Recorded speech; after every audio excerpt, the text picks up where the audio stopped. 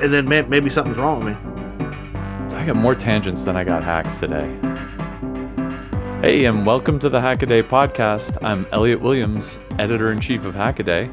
And I'm Tom Nardi, managing editor. This is episode number 159. Today we'll be talking zombie killer or rug maker, 3D printed rims, 1950s drum machines, and batteries on wheels. Boy, did we have a lot of news this week, and not all of it's what you're thinking, although we'll have to talk about that a little too. But I'd like to start off with a story we ran over the weekend.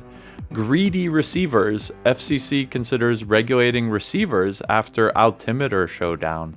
This is fun because we were talking about this a couple weeks ago at Hackaday headquarters when we all get together and brainstorm articles. The problem here is that airplanes' radar altimeters are getting interference from 5G cell phone coverage. I was like, that can't possibly be. They should have known. And this is what I said a couple weeks ago. And this article explains what happened. The radar altimeter receivers on the airplanes receive slightly too wide a bandwidth. And so, although it looks like on paper they shouldn't be getting any interference from 5G, what's happening is that the radio radar receivers are built wrong. They're built out of spec. They receive over too wide a bandwidth, and they can get these signals in, and it fakes their altimeters out. And so that's how they didn't know about it until now. And that's why there is this hubbub. And so the problem the FCC is in, of course, is that they've now allocated the spectrum to the 5G network, but they can't give it to them because you can't have cell phones pulling airplanes out of the sky. And so they are right pissed off. And their solution here is to say, hey, wait a minute, maybe at least in critical, system relevant infrastructure cases, we might need to have the power to regulate receivers as well so that we don't get backed into this corner again. I thought it was really interesting. What do you think? I'm with the commenters on this one because they immediately go into saying like it's the FAA's problem, not the FCC. If these things were the receivers are so poorly designed, like they shouldn't have been put into service in the first place. I mean, it doesn't get much more important than like the altimeter on commercial aircraft, right? So like this is a classic of, this device must accept interference clause, right? Like it's right. You're supposed to have built these things robust enough that interference wouldn't kill them. And then, here we are down the line. It's like, oh, turns out we never tested them. You would think that would be part of it, right? Like they would have sent, a bunch of noise at these things years ago before they put them into use. But apparently that never happened. Or my guess is back in the day, there was nothing in that band. And so there was nothing to interfere with them. And so they probably, I wonder if they legit didn't know. Well, I guess it's the kind of thing where like you don't know. You know you screwed up until you already did, right? Like that's you just figure there's nothing in that band. We don't have to test for it. It's kind of short-sighted. And then, they kind of go on the comments and saying that, using this as an excuse to get more control over receivers is government oversight at its finest. And like the real problem is they need to address these poorly filtered altimeters and not try to put more rules on the books. And the other bit of news, of course, is that Russia has invaded the Ukraine and there's a war going on. If you hadn't heard. Yeah, if you hadn't heard, right.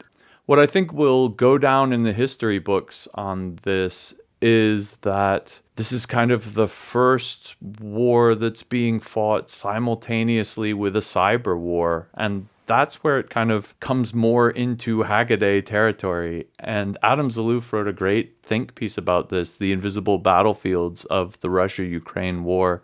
You should go give that a read.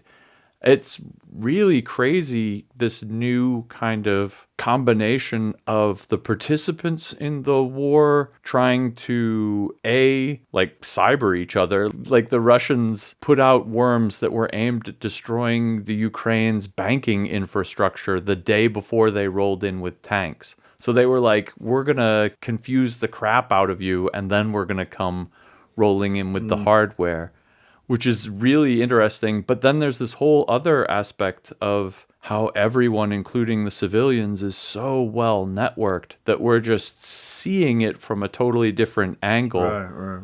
And because everyone has cell phones and everyone is tracked, there are things like the great example here was the traffic jam just outside of the Ukrainian border that showed up on Google Maps because the Russians had so many tanks rolling slow into the country that if you looked on Google Maps, you could see where they were, live in real time because, people trying to get places were stuck in traffic behind a bunch of tanks. So it's a really strange new war we're in here. So conflicted. Like half of me is just absolutely fascinated by this dystopian cyberpunk battlefield of cyber attacks and radio hacking and putting troll face on people's military frequencies.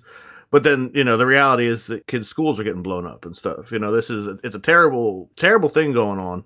But at the same time, this, like you said, this is definitely history being made. We're seeing warfare in a way it's never been seen before. Like I said, in a personal way. Like everybody's carrying around high definition cameras and live streaming, and you can turn on CNN and see 4K video stream of kind of stuff happening. And it makes it real, I think, in a way that hasn't been traditionally for us. You could watch some black and white footage, the Second World War, and it just seems like some distant memory. But this is now. This is, like you said, this is a car ride away for you.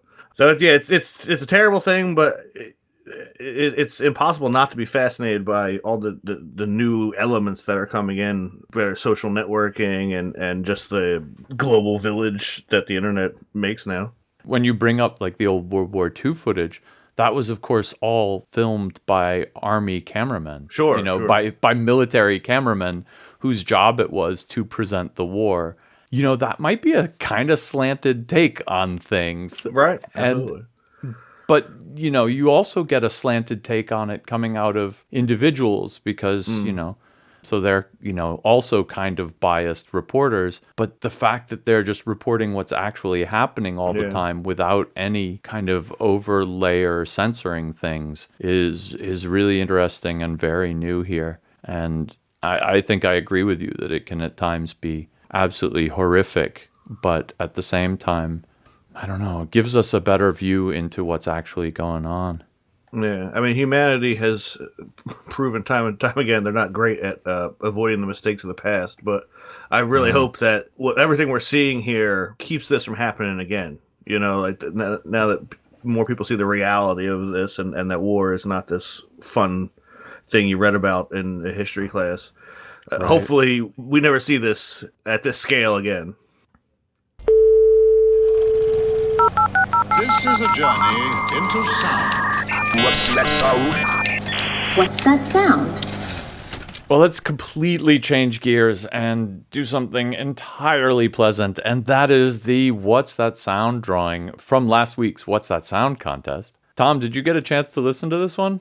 I did, and you know what? I think you let the clip run too long. I didn't get it until the voice kicked in, and I was like, that's what it is. Like, the music was like, on the tip of my, I kind of got, I said, what is that? And then it was like, Valkyrie needs food badly. Yeah, well, I am tired of being Mr. Cryptic and getting everyone mad at me. I wanted to toss him a good one, and this worked. 50 people. There you go. No, 52 people responded. 50 correct answers. Oh, wow, really? Everybody loves the video game Gauntlet. Some of the answers were, of course, outrageously specific. The Retro Game Club podcast said it was the Gauntlet arcade music, but then specified that it's the TMS 5220C speech chip. Naturally. Which, obviously. Thank you. It is, and it's the same one, if I'm not mistaken, that's the same series anyway, of kind of linear predictive coding speech synthesis chips that was used in Speak and Spell. If those voices are the same as the ones made in the Speak and Spell, you should listen to them both, because the ones in Gauntlet sound a million times better. Right. It's really, really super interesting. And then I guess you compare that to like the home versions, which are just a compressed mess. Which sound horrible. Because I think I probably played the NES version. So like the one in your clip sounded way better than what I remembered, and I was like, oh yeah, right, it was the janky home version. I was shocked when I was listening to this on good headphones doing the podcast with Dan last week that how amazingly good that theme music sounds. Oh yeah, the music was really. That is ballsy. Like that's some great sound. Unwired Ben actually wrote up a pragma into his old version of the Code Warrior for Windows compiler so that he could type Pragma Gauntlet on, and then it would say Code Warrior needs food badly when it was compiling. How awesome is that? Oh, man. So I've got this problem now of a 50-sided die. Yeah, right. I got a 100-sided die. I have a 10s die and a 1s die. So let's see what we get. 56. That's too big. I'm going to roll again. Oh, this is quality. I dropped it on the floor. There you go. It's live entertainment. Next roll. What the heck? What are the chances? 92. I should have come up with a better system. 26. Fantastic. So number 26 is David, the Gauntlet Arcade theme music. Congratulations, David. We'll be getting a t-shirt out to you soon. I like that he said the theme music, too. That means that he probably rushed to so quickly he didn't even wait for the voice clip. I tell you what, Retro Game Club podcast, every time there's a video game, they are within the top 2 or 3 answers. So they're like just sitting there, they're like, oh yeah, let's Gauntlet, type, enter. Anyway, congrats, David, and everybody else listen next week. We'll do this again. All right, let's jump straight into hacks. I'd like to start off with Owen Trueblood's robotic tufting gun fires off CNC textiles. And before I saw this, I know what robots are. I had no idea what a tufting gun was. It's the gun that's used to put the loops in for rug making, but the thing itself kind of looks like a cross between a tattoo gun and a sewing machine. It's got like a needle. And a nightmare, too. Yeah, right? My first thought was you could use this for like sewing your Frankenstein monster together or something. Like it was absolutely horrible. The one on the cover, of course, is pink and plastic, so that kind of tones it down a little, right? Yeah. I wonder if somebody was thinking that, too. Like, well, let's make it pink. It'll be less terrifying. They work by having a needle in the center of which there's yarn, and so it sticks through kind of a fabric mesh that you're using as the substrate. You can think of it as being like graph paper, basically, and this shoots through one of the holes and pulls it back out, leaving a loop on the other side. Do this to make whatever pattern you want in the rug, and then you glue all the loops on one side together, and on the side where they're long, that's the like fuzzy, ruggy, carpety part, which is really pretty cool. I didn't know anything about tufting. I will admit I fell down the YouTube hole on this one. There's a lot of crazy stuff out there. But Owen has his hands on a KUKA industrial robot arm, and so his end goal here is to turn this into a robot arm-driven tufting gun so that he can do computer-designed patterns into his rugs. And I think that is super worthy. I hope to see this one taken to its conclusion pretty soon. So here's my 2 admissions for this one, right? 1, I still don't know what tufting means. Oh, man. I've tried. I too have to go on the YouTube rabbit hole because I still don't get it. And 2, looking at this, I assumed that he made this thing. But right. it is actually a someone commercially released this nightmare Halloween prop looking device, and he's just modified it. It's got to be the most unsafe looking piece of equipment I've ever seen, with all these exposed linkages and sharp things, and it looks like a gun. Yeah. And there's a reciprocating needle that goes out the front of it. I mean, it looks like a weapon. It looks like some kind of like video game weapon where you're supposed to go up to somebody and, I don't know, turn them into a zombie or something. It's a terrifying looking thing. And that was one thing I was a little, I mean, even the handle looks like it's 3D printed. At first I was sure it was like a 3D printed handle. It's got that very, here's a box, here's a handle, I don't have time for CAD kind of look. That's to right. the design. And then that all these little linkages were the product of some off-the-cuff thinking, but no, this is a commercially available device that he's just modified to improve on. I would hope maybe some kind of shield over all the moving parts could be an improvement too. But I guess if it's on a robot arm, it's better than your own arm, right? No robot fingers get hurt in the process. Like I said, I still don't know. I'm still a little hazy on how the tufting works. So, like, I wouldn't have thought this would require a robotic arm, but now seeing it, and I could, I get the idea of like moving this around the workpiece and drawing it that way. Oh, well, have I got the videos for you then? I'll throw 2 video links into the show notes here. One of them goes super deep into how you would do tufting to make a rug by hand. And basically there's this needle with a hole in it that the yarn goes through, and you just stick it into the rug and pull it out and go to the next hole, stick it in and pull it out. But you kind of have to turn it along the path so that the loops follow the right order and stuff like this. It's very interesting. This video was posted by a guy named Badger Bond because he was getting someone to help him make/design a CNC machine to do this automatically. So he was doing it by hand and saying, hey, can someone help me make a CNC machine? Fast forward a year later, the second video I'm going to throw in the links is his eventual CNC machine, the Tufter 1000. And it's basically a wall printer. It's an XY Cartesian wall machine that then just sticks this needle into the fabric that's like the matrix fabric over and over and over again.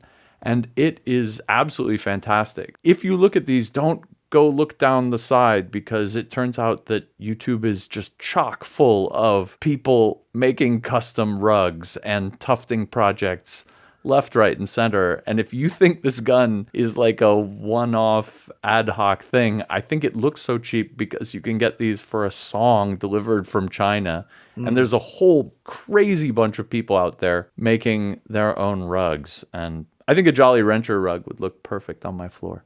All right, well, the first one I wanted to talk about this week is actually something that we've been covering since at least the beginning of the year, if not a little earlier. Proper Printing's quest to print a 3D tire rim for not for a remote control car or anything, but for an actual human-sized real vehicle to run on a 3D printed wheel. The short answer is that after several months of testing and development, yes, it is possible. In this latest video, they do show a Mercedes with one of these mounted on the, I think, of the rear. They don't go on the road for obvious reasons, but they do tear up the back garden a little bit, and it doesn't explode from rotational force, and the weight of the car doesn't pop it. So far, so good. It's actually funny. At the end of the video, they're like, well, this went better than we thought it would. We were hoping some kind of failure would have been on, it's almost like we haven't pushed the envelope enough because the thing was still in one piece. What good is a YouTube video where it all works, right? Like... Man, are they going to click it if there's no explosion in the thumbnail? But not to say this was an easy project by any stretch. I mean, 3D printed plastic is not a great material for making car rims out of. I think we can all agree on that. I don't know that I needed to watch the video to know that, but we now have the evidence. It really fights you at every turn. They had a lot of problem with the plastic delaminating. I mean, just printing something that big was a challenge. They had to figure out how to do it in pieces and connect it. And I think at the end they ended up using rods inside the printed pieces, kind of like a rebar sort of thing. What I thought was really interesting, if you go back to and look at some of the earlier videos, the design of the rim has changed significantly. In the first couple of videos, it looked really cool. It looked like something that would be on like a futuristic sports car, but of course they exploded immediately. And the final design looks a lot like what you'd see on like a little Lego car or something. Like there's no cool curves. It is as utilitarian as can be. And I think it was just interesting to see how the design went from this sexy imagination of what a 3D printed rim would look like, because, hey, sure, you can do all kinds of cool designs, right? The machine's going to print it. You don't have to worry about the effort.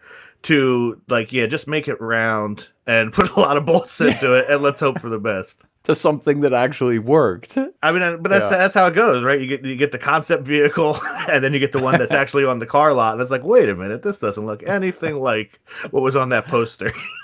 It is overall a success, right? They prove that you can print a rim and you can mount it on a real car and you can drive around, at least for a while. I think it's interesting. Some of the commenters say that the metallic wheel isn't just for structure; it also pulls heat away from the brakes and that kind of thing. You know, it has other functions. So, like, obviously, a big plastic wheel isn't going to do that. But I think that's kind of getting away from yourself. Like, nobody was saying you're actually supposed to go on the road with these things. It was more just a challenge to see if mechanically they could come up with a design. And at least to that end, you know, here it is. They did it. Yeah, and I think what's great about this is it shows off something that people who love 3D printing often forget, and that is that when a 3D print has some weaknesses, like it's going to want to pull apart on the layers, there's all sorts of good solutions for this that involve not 3D printing. And here, where they just put some threaded rod through it and some washers and nuts on either end to hold the sides in and keep it from, you know, expanding out and tearing across the layer lines, you know, you don't even need to be doing something, frankly, stupid like printing a car tire, you know, a car rim. This is something you can use in your own 3D printing, you know. Oh, I made a 3D printed grappling hook for my son, actually. And a friend of his really liked it. And this friend was a little bit wilder and would just break them left, right, and center. And I was tired of printing out new models for this kid. And so I redesigned it with a hole that goes up the middle that exactly fit a little aluminum tube stock I could get at the hardware store. And then I glued that in with a bunch of super glue. And then all of a sudden, this long, thin part made out of 3D printed plastic, which was breakable by a 6-year-old, was now reinforced with a strong aluminum tube and could hold his weight. I also ran some string up there so that, you know, you could swirl it around and throw it like a real grappling hook. It really, I'm surprised nobody lost an eye, but they had a really good time.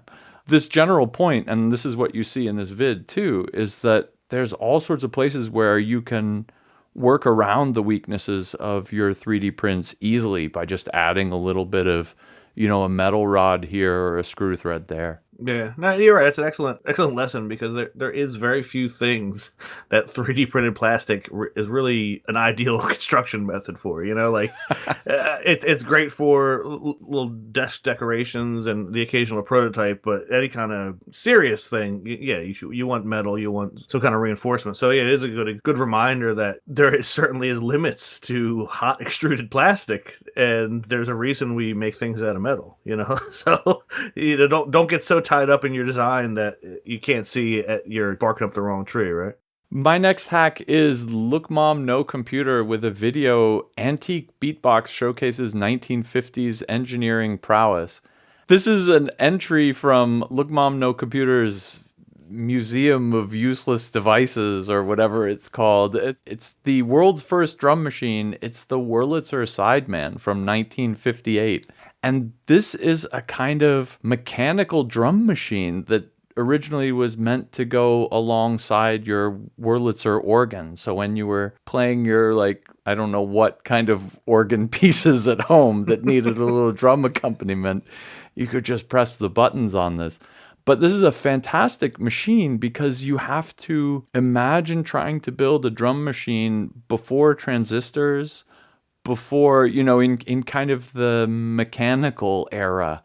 And that's exactly what's fun about this. And when Sam opens it up and shows you all around, it's this kind of bizarre electromechanical synthesizer combo that he finds most interesting.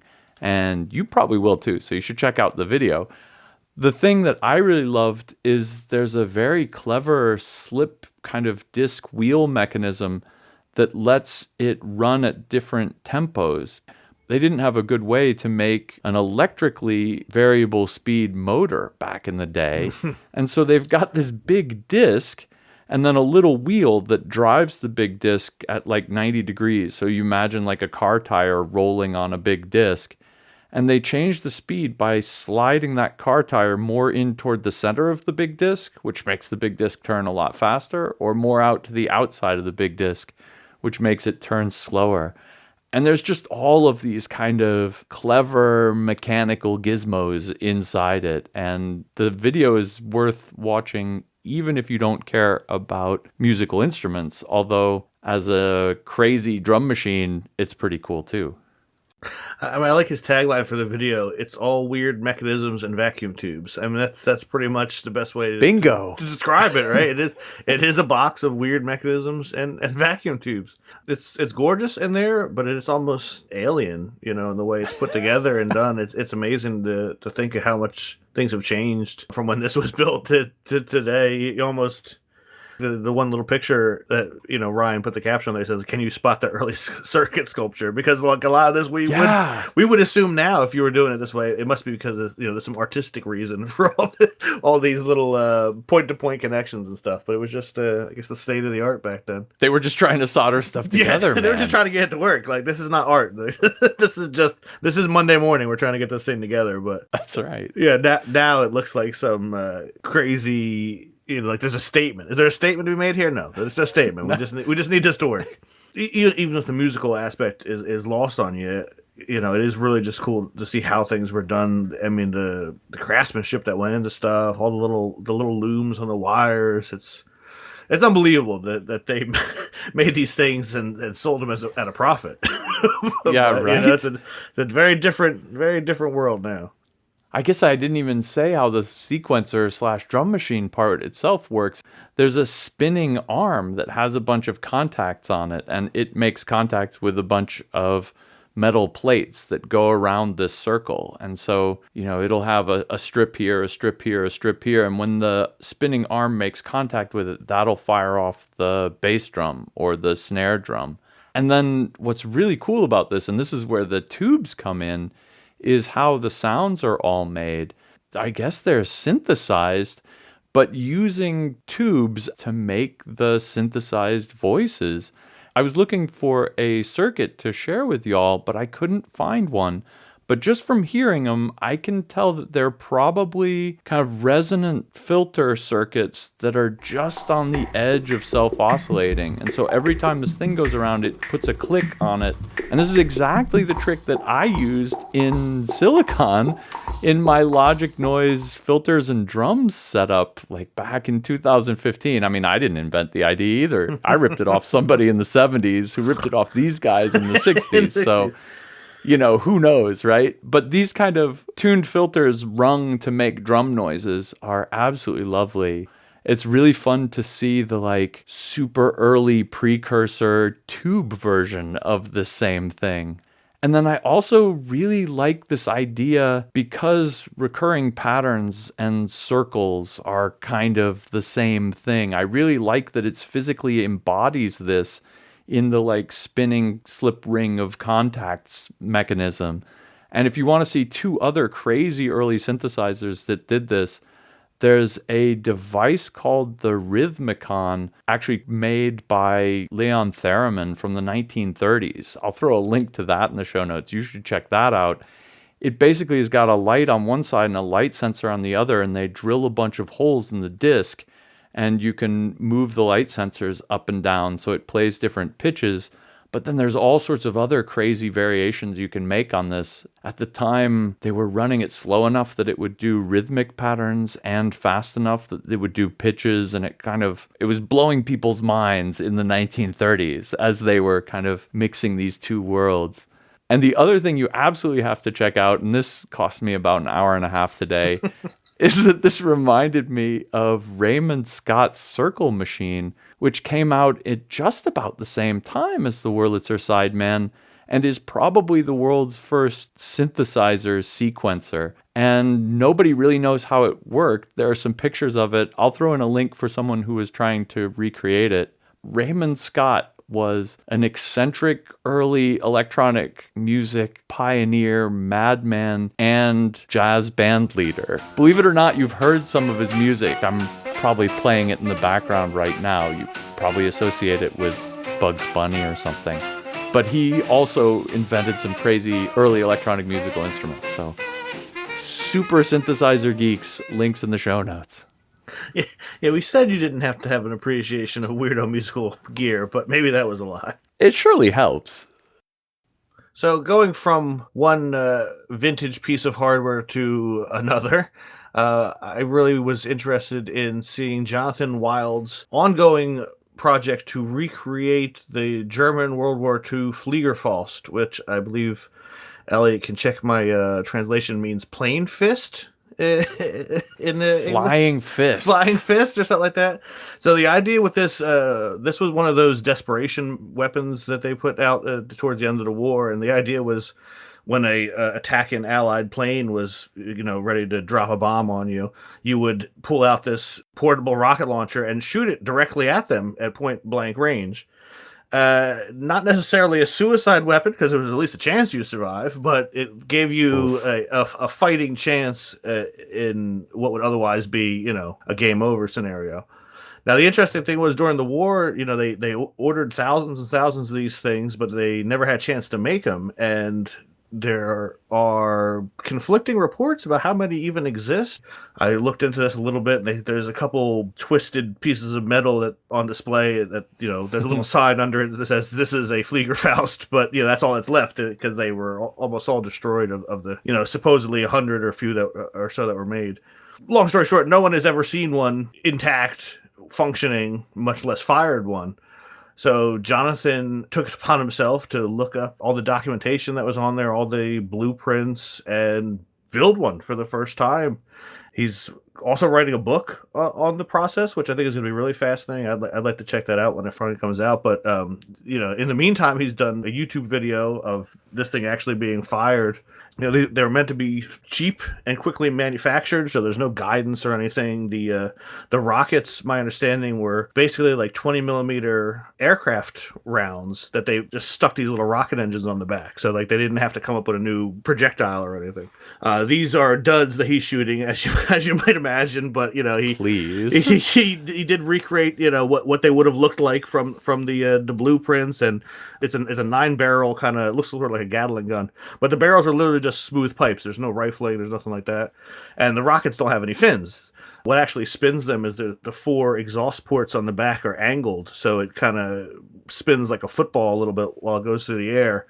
It's not super accurate, but from what we know of the original weapon, that's pretty much what kept them from being useful and produced in large numbers. I guess you could certainly say, well, the world doesn't need any more rocket launchers, especially right now. But, from a historical standpoint, the fact that this is a thing that only existed in, a few grainy photographs and mangled pieces of metal that they found, buried. And to go from that to something that you can actually see and hear operate is, I think, from a historical standpoint, really, really amazing. It's almost like Jurassic Park, but for rocket launchers, right? You recreated something that, no living person had seen or heard before. My next hack, 1 stepper plus a whole bunch of magnets equals a unique 7-segment display, is exactly what the title says it is. Thanks, Dan Maloney, for that super title. Now I don't have anything to say. This is a 3D print by AeroPic. It's a flip dot 7-segment display, but the way it works is completely original as far as I can tell. If you know what a flip dot is, they have a magnet on it, and then there's an electromagnet that reverses polarity to flip the dot over one way or another by attracting or repelling the magnet that's on it.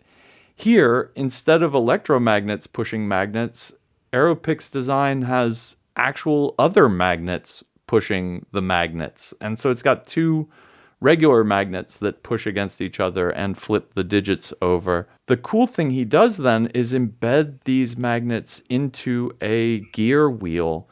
And so you turn the gear wheel 1 notch over and a new magnet is exposed. And if that one attracts the digit, it flips it one way, and if it repels the digit, it flips it the other way. Doing this lets him avoid all of that wiring that you need for a flip dot display because you don't have any of the electromagnets. And a clever gearing system means he can do this all with just 1 motor at the bottom. What's really fun about this is, of course, it's driven by a stepper motor. How does it home? How does it know when it's in exactly the right place? And so the way he pulls this synchronization trick off is to use a Hall effect sensor on one of the segments, and that one is the bottom right vertical segment, which is only missing in the number 2. So like if there's a 1, it's the lower half of the 1. If there's a 7, it's the lower half of the 7. But if it's the 2, it's that little gap there. And he uses the different and unique polarity of this one segment to home the device, essentially. Pretty sweet. This is the answer to what we were saying before, where not everything can be designed with a 3D printer, but then some things, it really, really helps to have it. Because you look inside the design here, and it's, the little gears with the embedded magnets and stuff. Like, this is the perfect thing to be made by a 3D printer. I wouldn't roll my car on them, but they could certainly, flip these little digits. Yeah, it's an amazing design. I like that one of the things Dan says about it is that it's mostly silent because, there's not actually all this mechanical stuff going on. It's just kind of the little segments thunking over. I don't know if personally I think that's a in the pro column. It makes a little bit of a flip noise. I don't know, maybe something wrong with me, but I want these things to make all kinds of noise. Like, I want it to be a big deal when it changes, but I suppose some people might think of that as a con, so the fact that this is quiet is pretty good. Aeropic is all over the comments section here, and people had all sorts of interesting questions like how fast can you flip these segments? Not very, because they have to respond to this changing magnetic field. How do you know how to home it? What are you going to do with this? He's going to make a 4-digit clock out of these when he makes some more. He has fantastic pictures in his Thingiverse write-up of the project. This is like a super well documented 3D printing project. And the video, of course, you got to watch it because it's sweet 7-segment goodness. From one customized elaborate mechanism to another, we have Extreme Espresso Part 2, an inductive water level sensor. This is the second in a continuing series of posts about Mark Smith's super customized $800 coffee maker or espresso maker. I don't know if you spend that kind of money. I'm sure there's a difference. He's been doing all kinds of stuff to it. He had a Nixie 2 bar graph for the water level and all kinds of automation. But this post in particular is talking about coming up with a induction water sensor that doesn't need any holes to be popped inside of the water tank. And it's a really clever setup where there's a 3D printed kind of track inside the tank, and there's a little 3D printed float that's been sealed with food grade resin for anybody who's worried about that kind of thing. And there's a little magnet inside the float, and it goes up and down. And on the outside of the tank, there's a long PCB with it just picks up where it is, riding along the board. And there's no contact or anything in there. You don't have to run any kind of electrical wires into where your drinking water is. I mean, it makes perfect sense if you're trying to have pure water that's unadulterated with your maker hands. He has a picture of the final product and the CAD model, and there's a little slider. I want desperately to find a reason to use this on something. It's so cool where you can see what he ended up building and the CAD model, and just go back and forth with this little wiper and see how it all lines up.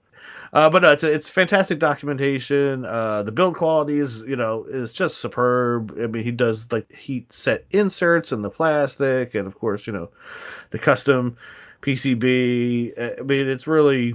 I mean, this guy is serious about drinking coffee, but even if you are less serious about it, you're going to appreciate this. And I would go out on a limb and say you're going to learn something, or at least have something in the back of your mind for your own projects going forward. This is a real problem, people. I make espresso all the time, and here's what happened to me. I calibrated out these 2 shot glasses, and then over time, both of the shot glasses ended up on the floor and in shards. And so I had to switch up other glasses. And then I slowly, over time, started making more and more water in my espresso. I ended up getting these horrible, bitter espressos. And a friend of mine comes over, and he's an engineer. And he's like, how much water are you using here? And I'm like, about that much. And he's like, no, how many milliliters, dude? And I'm like, oh, no. And then he's like, how many grams of coffee are you grinding up for each shot? And I'm like, uh-oh, here we go. And I did it, and he was right. My parameters were so far off. It was horrible. I was making nasty, bitter coffee needlessly. I hate it when engineers are right, because I'm at my heart, I'm like the hacker type. I really just want to do it and wing it. I need a QA procedure for my espresso shots. And I now make better coffee because he came over and was like, hey, dude, you should figure out how much water you're drawing through these. So I totally see this induction sensor one. I get it.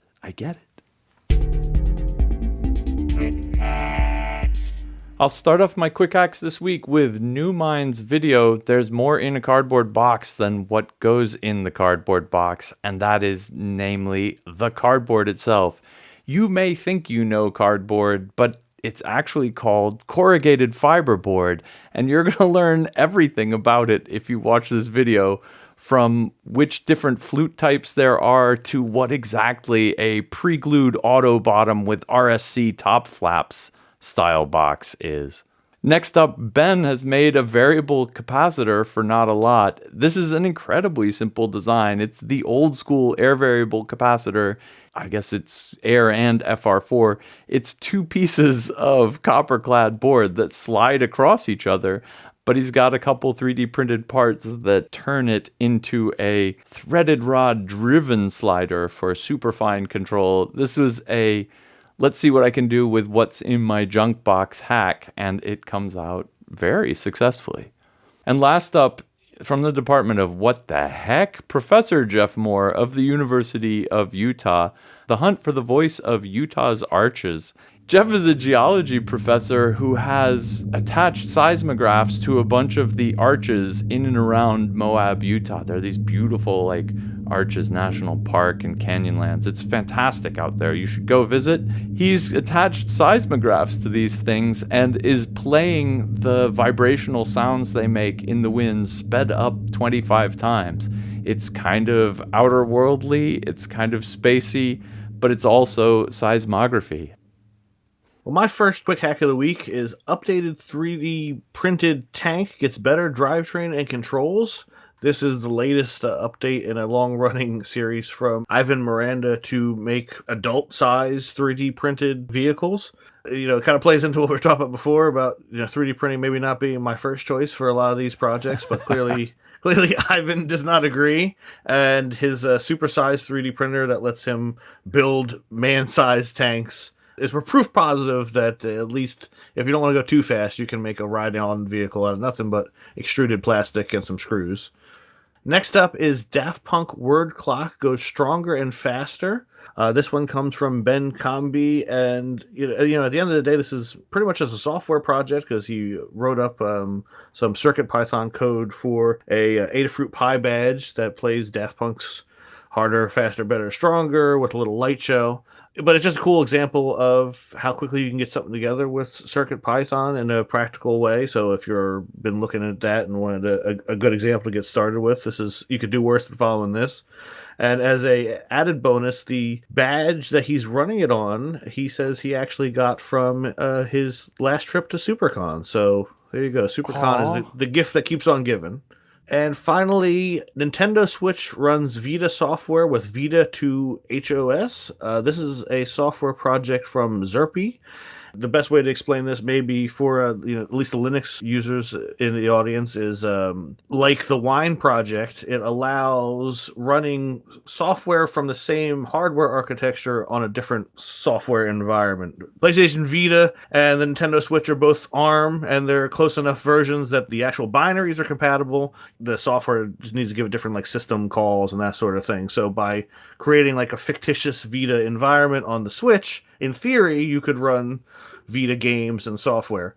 The tricky part is getting the 3D hardware recreated and that sort of thing. But so far, for things that are just rendered on the CPU, simple little tech demos and basic emulators, seems to be working. And it's a kind of an interesting approach at getting older software running on newer systems. And with more and more things moving over to ARM, you kind of wonder if this isn't the shape of things to come.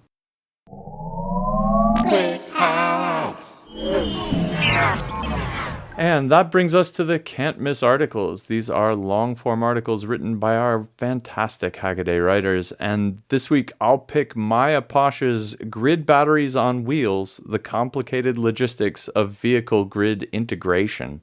This is one of those dreams about the future that you hear quite often, and that is when everybody has electric cars, we can help out the peak power load problem that they have on electric grids by everybody plugging their cars in and feeding back into the grid when demand is too high and charging the cars up when demand is low.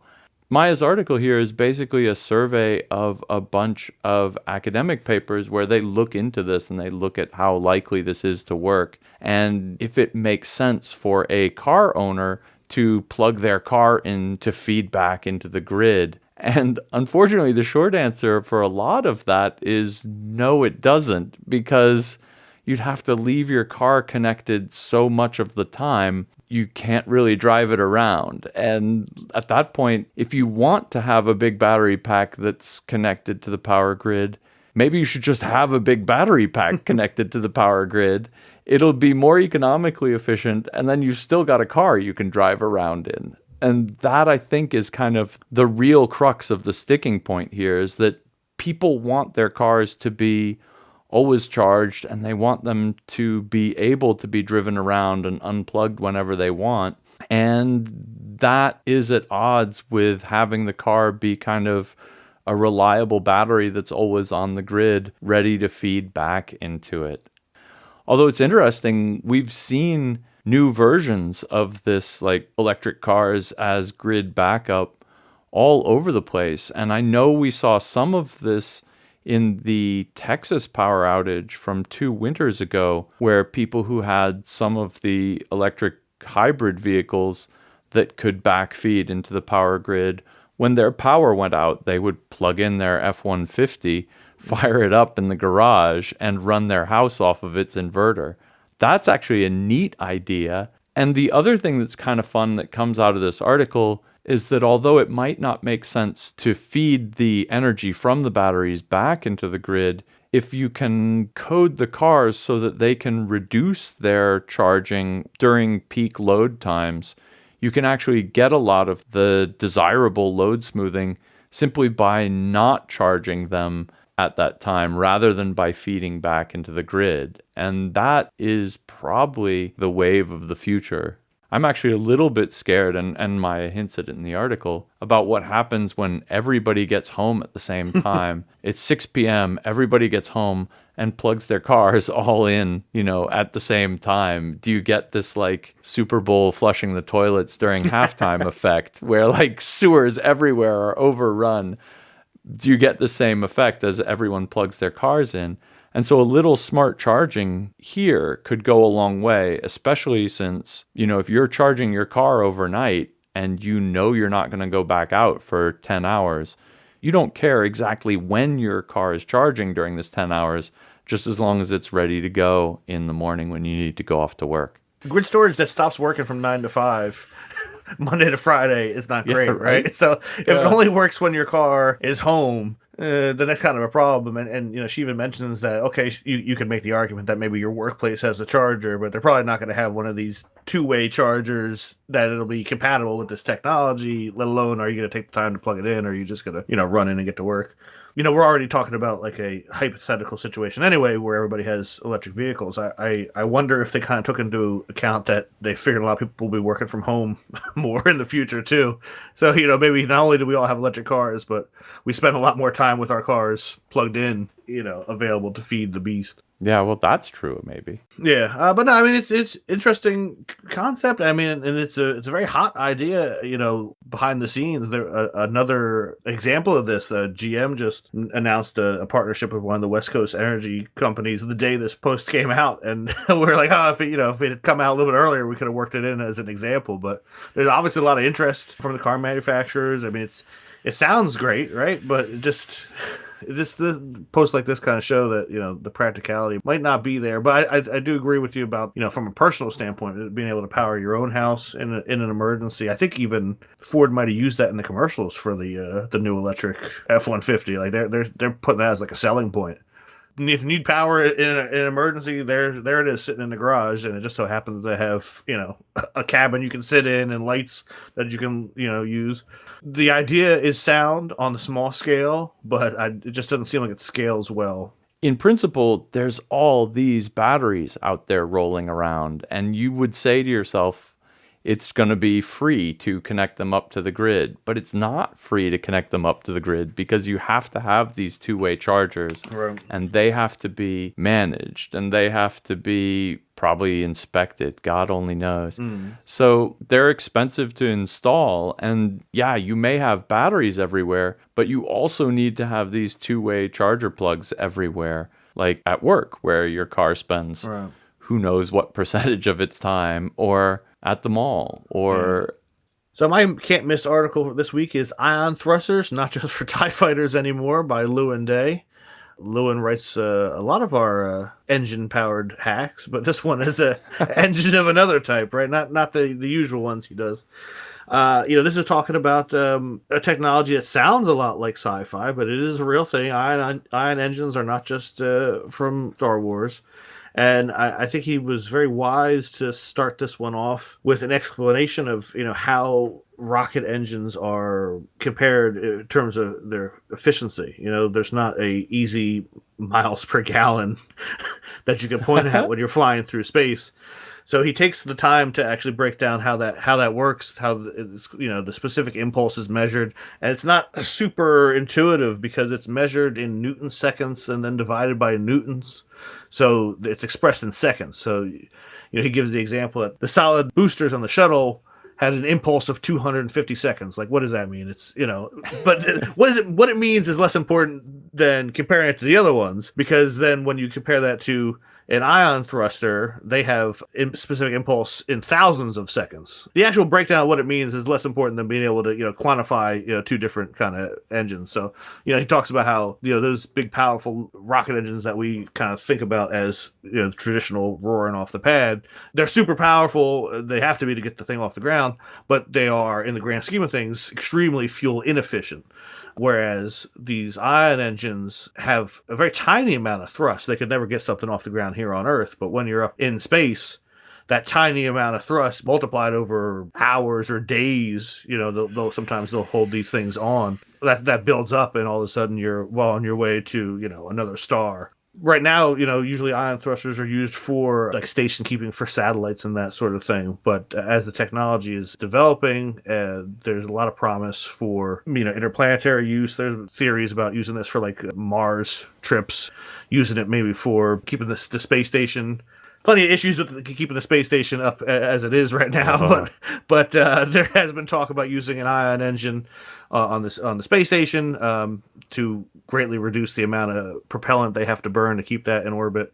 We're really in the infancy here. There are a couple like deep space probes that are using them, a couple satellites, and obviously probably the biggest one is the Starlink satellites. All of SpaceX's Starlink satellites use ion engines.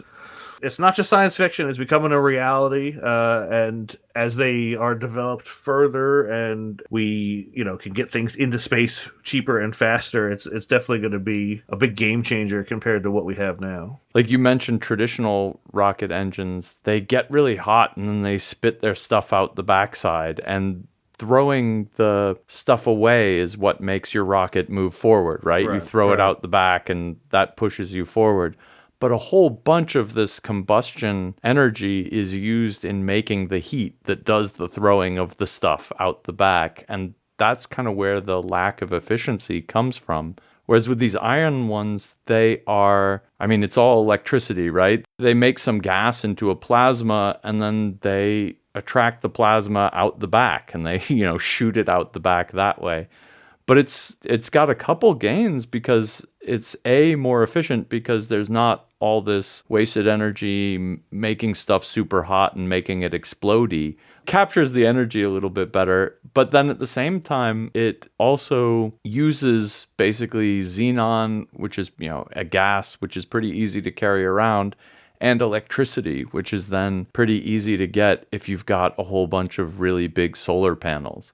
So that's the other sense in which it's a lot lighter. And so even though it gives you a lightweight thrust, the fuel it needs to do that with is even more lightweight. And that's kind of that's actually the underlying logic of this Newton's seconds divided by Newtons, right? Because it's how much thrust you can put out. So how much push times how many seconds divided by how much the whole thing weighs. And so that's Newton's seconds divided by Newtons. Yeah, that's right. It's also worth mentioning that xenon as a propellant is far less nasty than a lot of what the other things could get loaded into. That's a pleasant gas. Yeah, traditionally you'd be talking about like hydrazine or something, which is about as nasty as a substance as you can have, right?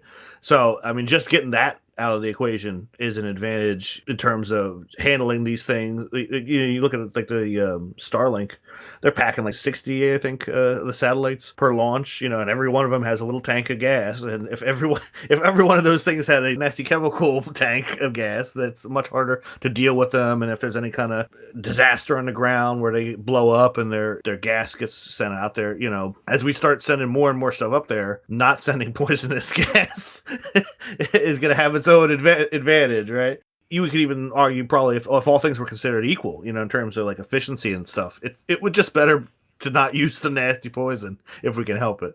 Yeah. Oh, and I have to point out before we leave this one, Joe's artwork, the TIE fighter is a twin ion engine. That's why we've got a TIE fighter racing some kind of space probe on the artwork for this. Oh, I wonder how often he sits around like, I hope today I can draw a TIE fighter. Imagine him with like a little desk calendar, like, is today the day for the TIE fighter? No. More TIE fighters. Come on, man. Give me TIE fighters. Yeah, maybe tomorrow. Come on, man. That about wraps it up for this week's Hackaday podcast. If you'd like to say something to us, shoot us an email, editor@hackaday.com. If you do something cool or you see something cool, send us a tip, tips@hackaday.com. All the links you will find in the show notes, hackaday.com/podcasts. And until next week, keep on hacking. Bonsai. This is podcast number. This is episode number. So you're right, there's no transition. We don't need transitions. They can think of their own transitions. Transitions are for suckers. One. Bottom left. Two. So 1, 2, 5, 3, 4, 5, 7, 3. 6 would hit it though. Bottom right, 1, vertical. 4, 3, 2, yeah. Okay, yeah, I guess. Yeah. Bottom right